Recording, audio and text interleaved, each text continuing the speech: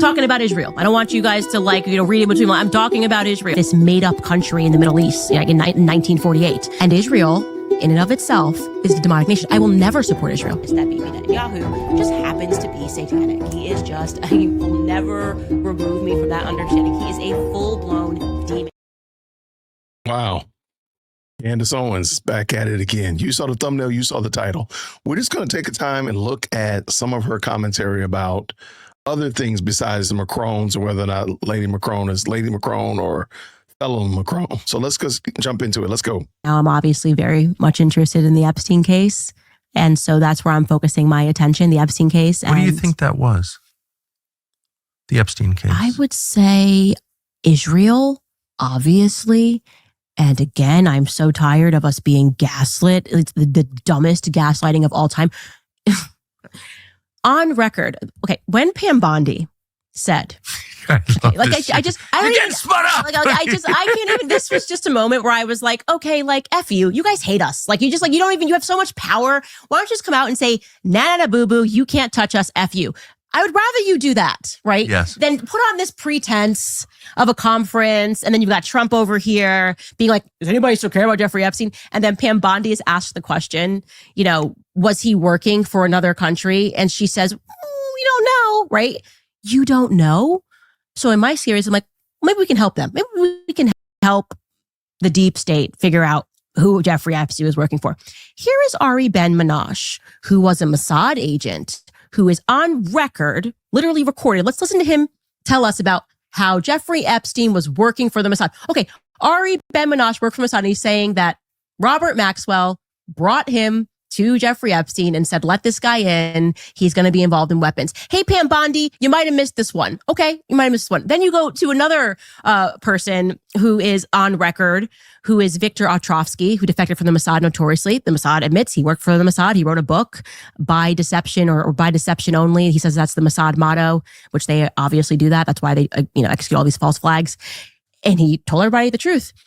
He has said Jeffrey Epstein was working with us. So for whatever reason, Candace Owens is able to determine whether or not Jeffrey Epstein might have been working for another state. But Pam Bondi, they're just going to have to keep surmising about whether or not Jeffrey Epstein, who is with Ghislaine Maxwell, her father being Robert Maxwell. One of the biggest lies, by the way, that's told, and I debunked this in our first or our third Epstein episode, is the idea that, Robert Maxwell, they admit he was a Mossad agent, but Epstein didn't know him. The story they try to tell now and fashion to the public is like Ghislaine and Jeffrey Epstein met after her dad was dead. That's just false. Again, Ari Ben-Menashe tells the story of being brought into the office and being told that Epstein was going to be brought in. This was the Iran-Contra scandal. So since the 80s, Jeffrey Epstein has been working for Israel. I don't know how I know that, and Trump and Pam Bondi don't, but they got to bring me in. I might have some evidence here, right? It's like... So we're getting to a point now. You're going to have tough confirmation hearings. I just want them to say F you. Seriously, that would feel better at this point if they just came out and said, F you, na boo boo, you can't touch us, we rule over you, haha. That would feel at least authentic. Going back to the Taylor Lorenz thing, I'd be like, I really don't like that, but at least it's authentic and I know you mean it and it's true. Wow. All totally. Okay, so... shout out to Candace.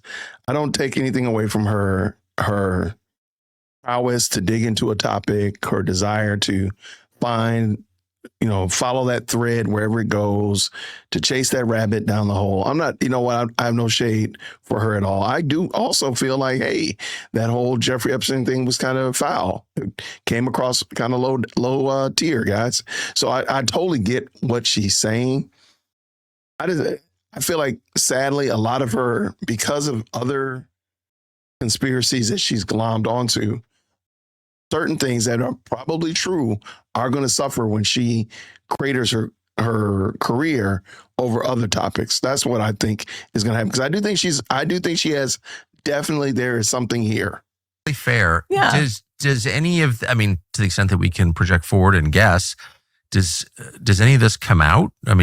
To a greater extent than it has? Is there ever a public resolution of this story? No, because Israel's controlling our government. So no, the answer is no. Trump is powerless against him. I don't think we've been a sovereign nation since they shot JFK. And when I say they, it's like people online say, what do you mean by they? I'm talking about Israel. I don't want you guys to read in between. I'm talking about Israel. So let's stop making that a taboo subject because they've gone mask down. Okay. Everything they're doing is demonic. I want nothing to do with it. I will never support Israel into the future after what they've done to these children. The starvation campaign. I don't care.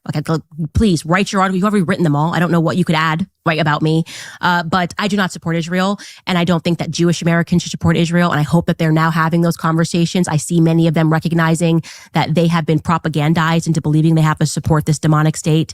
And that's in large part thanks to their birthright trip. Yeah, that mask down moment for Jonathan Greenblatt of the ADL when he got caught on the hot mic, it was released. He didn't know that he was being recorded. And he's like, saying that they've got to get TikTok under control. He's like, we have a generational issue with TikTok. We need to do something about this, like what we did with Birthright.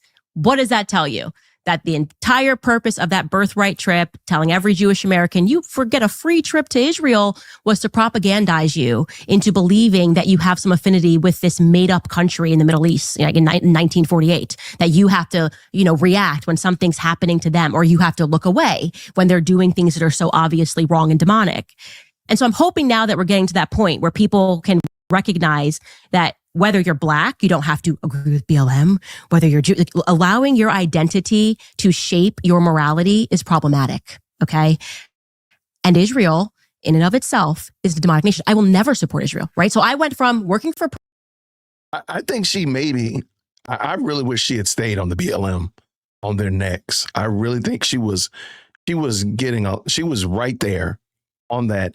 And what she said right there, your identity shapes your affinity, that's problematic. I agree. And I've said this before, and I said this in my Christless conservatism video. Your identity should not be the reason for your morality. Now, who Christ is should inform your morality. And I think she was right there on the doorstep and she walked away and went down the street. So I get what she's saying, and boy, she's saying some stuff though. Shout out to Tucker Carlson for putting up with it. But let's see how she finishes this off. Let's go. Breaker you to I will never support Israel. So that's how much the scales have fallen from my eyes about what they are involved in. And if this isn't your wake up call to just look at the footage of what they are doing, they're playing Hunger Games and throwing food at them and then killing people and seeing who survives. It's just at your fingertips. You have to take a look at what Israel is doing. They are the people that want to make sure that they control the world, they control the wealth, and that they control the land. And it's very obvious that Bibi Netanyahu just happens to be satanic. He is just, you will never remove me from that understanding. He is a full-blown demon. And anybody that supports him, in my view, I am questioning your soul. I really am at this point. Ooh, Candace always got something to say. Let's see what we got here. Jump in these comments. Let's go. Hey, what about the suffering of Christians in the Middle East? As a Jew who loves my Christian brothers and sisters, I pray for them and their safety and security. And of course, the Druze in Syria. Candace, you are walking on a dangerous road, praying for you.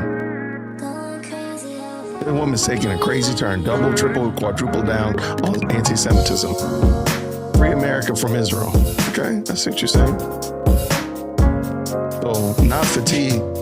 So not fatigued of Candace, love her. Right? Shout out to you. Kudos to her use of the term demonic. That is a correct adjective. All right. Okay. I'm very grateful for those two humans. Jesus is king. Interesting. I appreciate it so much. This is a very interesting exchange. And I think it's going to be going on for a while because Candace is in the throes of doing a PR campaign. She went to Tucker Carlson. She was on Piers Morgan. She's going to different shows while this lawsuit is hanging out there. I'm expecting that she's going to probably write her response, or they're going to release the response to the lawsuit from the Macrons pretty soon. That's going to be pretty interesting. So we'll see how it all shakes out. But y'all, thank you so much for rocking with me. Let me know down in the comments below. Do you agree with Candace's approach? Do you think that she's gone too far? Do you think she's not gone far enough? Let me know what you think down in the comments below. I appreciate y'all. Thank you so much for rocking with us. And until next time, everybody, grace and peace.